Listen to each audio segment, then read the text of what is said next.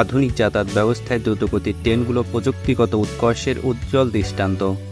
1964 সালে জাপানে সর্বপ্রথম দ্রুতগতির বুলেট ট্রেন চালু হয়। তারপর থেকেই অনেক দেশ দ্রুতগতির ট্রেন তৈরি করেছে। চলুন জেনে আসি বিশ্বের সেরা 5টি দ্রুতগতির ট্রেন সম্পর্কে।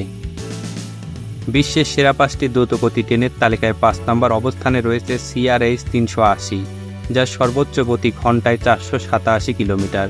2011 সালে চায়না সর্বপ্রথম এই ট্রেনটি চালু করেন। ট্রেনটির অ্যারোডাইনামিক আকৃতি এবং বর্ধিত ট্র্যাকশন শক্তির কার্যক্ষমতাকে অনেক বাড়িয়ে দিয়েছে।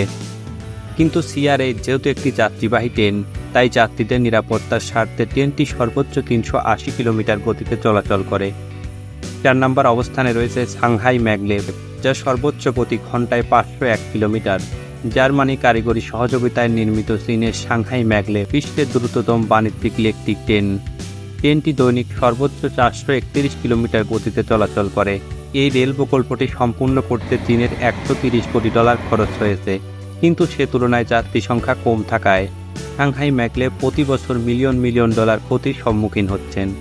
3 নম্বর অবস্থানে রয়েছে TGV আটলান্টিক, যার সর্বোচ্চ গতি ঘন্টায় 515 কিলোমিটার। 1990 সালে ফ্রান্সের জাতীয় রেল কোম্পানি TGV আনুষ্ঠানিকভাবে TGV আটলান্টিক উদ্বোধন করেন। এটি তখন বিশ্বের সবচেয়ে দ্রুতগতি ট্রেনের নতুন রেকর্ড সৃষ্টি করেছিল।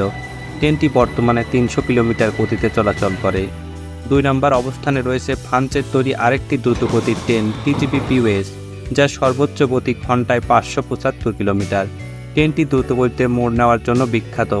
মোড় নেওয়ার সময় ট্রেনের যাত্রীরা ট্রেনের মধ্যে আরামে বসে থাকতে পারে। ট্রেনটি দীর্ঘ সময় ধরে দ্রুত গতিতে চলাচল করতে পারে। ট্রেনটি বর্তমানে 320 কিলোমিটার গতিতে চলাচল করে।